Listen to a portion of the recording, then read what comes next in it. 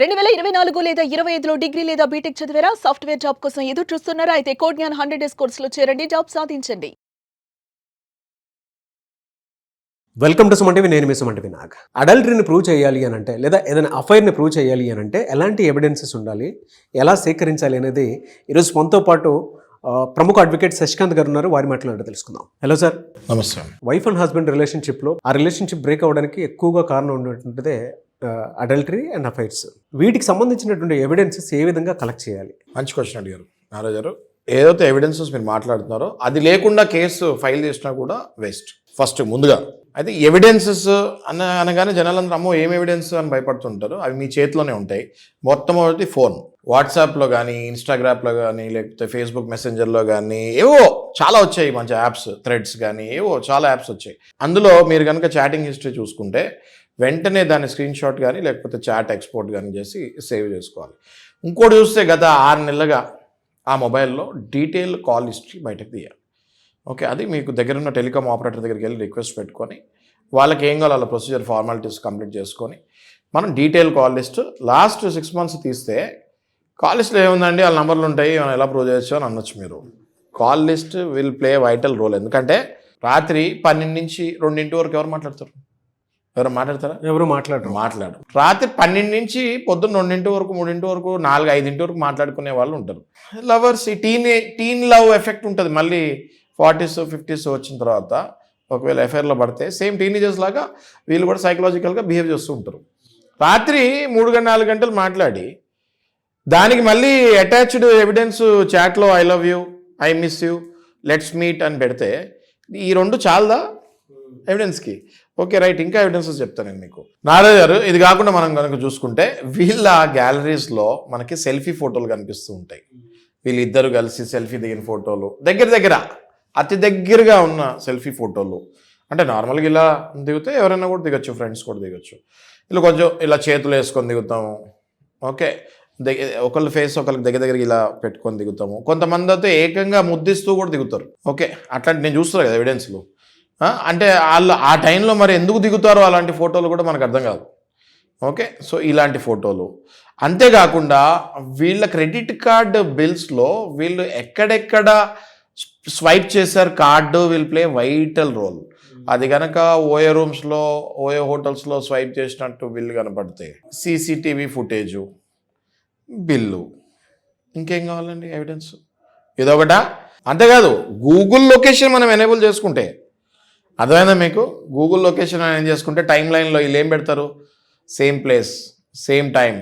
ఇది గనక మనం కనుక గూగుల్ ఎనేబుల్ చేసుకొని ట్రాక్ చేసుకుంటే 90% ఆఫ్ ద అఫైర్స్ కన్ఫర్మ్ అయ్యే ఛాన్సెస్ ఉంటాయి.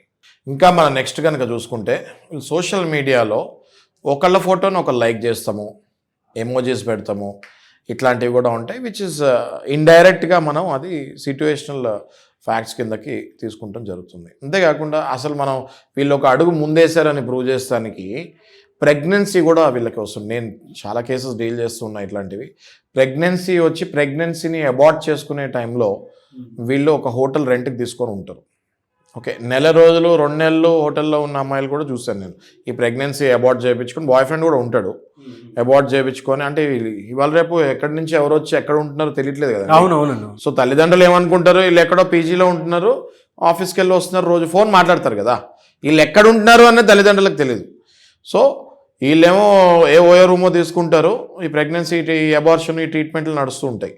సో ఆ టైంలో హోటల్లో 1 నెల రోజులు ఉంటే ఆ సీసీటీవీ ఫుటేజ్లు, వీళ్ళు ఫుడ్ ఏమేమి ఆర్డర్ చేసుకున్నారు, వీళ్ళు ఒకవేళ బాయ్ తోటి మెడిసిన్స్ ఏమైనా తెప్పించుకున్నారా లేదా, ఇవన్నీ కూడా మనం అక్కడ ఎస్టాబ్లిష్ చేయొచ్చు. అంతేకాకుండా వీళ్ళు ఏ డాక్టర్ని రీచ్ అయ్యారు, వాళ్ళ ప్రిస్క్రిప్షన్స్ ప్లస్ వాళ్ళ ప్రొసీజర్ ఫార్మాలిటీస్ ఇవన్నీ ఉంటాయి. ఆ క్లినిక్లో వీళ్ళు స్వైప్ చేసిన కార్డ్ అయినా ఉంటాయి, లేదా ఆ బిల్స్ అయినా ఉంటాయి.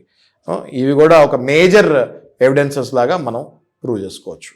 ఇంకా మనం కామన్ సెన్స్ కనుక చూసుకుంటే స్పౌస్ మనం బిహేవియర్ చూసుకుంటే ఒకవేళ, అంటే ఇది ఎవిడెన్సెస్ కిందకి అనను కానీ హౌ టు ఐడెంటిఫై, ఇది ఎవిడెన్స్ కిందకి రాదు. ఇప్పుడు లాస్ట్ చెప్పేది how to identify if your partner is an extra marital affair అన్నది ఎలా కనిపెట్టాలి అంటే, లేట్ నైట్ ఇంటికి వస్తారు పెద్ద ఇంట్రెస్ట్ చూపిరు, ఫోన్ పాస్వర్డ్ చేంజ్ అవుద్ది, పాస్వర్డ్ చేంజ్ అయినా ఈ ఫోన్ ఏదో దిండు కిందో పెట్టుకుంటారు, ఆ ఫోన్ టచ్ చేస్తే టక్కున లేసి కూర్చుంటారు, ఏదో పైనుంచి ఆకాశం ఊడిపడినట్టు. ఓకే, ఇట్లాంటి బిహేవియర్స్ ఇవే కాకుండా ఇంటిమేసీ ఉండదు, వీళ్ళు ఇంకా కలవరు, భార్యాభర్తలు ఇంక వీళ్ళు ఫిజికల్గా కలవాలి అన్న ఇంట్రెస్ట్ కూడా పోతుంది.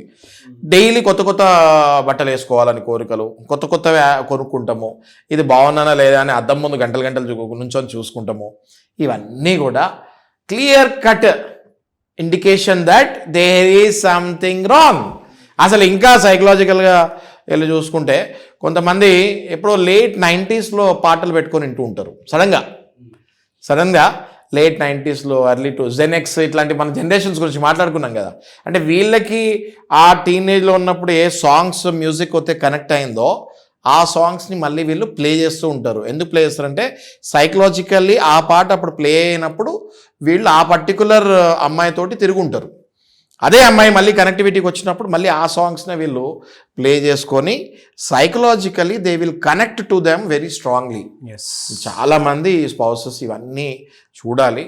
చూసి ఒకవేళ మీ భర్త కానీ మీ భార్య కానీ తప్పుదారిలో వెళ్తే ఈ ఇండికేషన్స్ ఉంటే ఖచ్చితంగా మీరు ప్రాపర్గా వాళ్ళని ఇన్స్పెక్షన్ చేసి మళ్ళీ సరైన దారిలోకి తెచ్చుకోవాలి. ఎనీవేస్ థ్యాంక్ యూ అండి, thank you so much Shashikant గారు. నిజంగా చాలామందికి అంటే మీరు కేసెస్ అన్ని రెగ్యులర్గా చూస్తున్నారు, వాళ్ళ కౌన్సిలింగ్ ఇస్తూ ఉన్నారు, వాళ్ళు మిమ్మల్ని అప్రోచ్ అవుతున్నారు కాబట్టి ఇంత డీటెయిల్గా చెప్పగలుగుతున్నారు అయినా ప్రాక్టికల్ వే. కరెక్ట్. సో కొంతమంది ఇప్పటికీ హెల్ప్ తీసుకుందాం అనుకునేటువంటి వాళ్ళు ఉన్నారు కాబట్టి they want to approach you అనమాట. Anyways thank you so much Shashikant గారు. Thank you.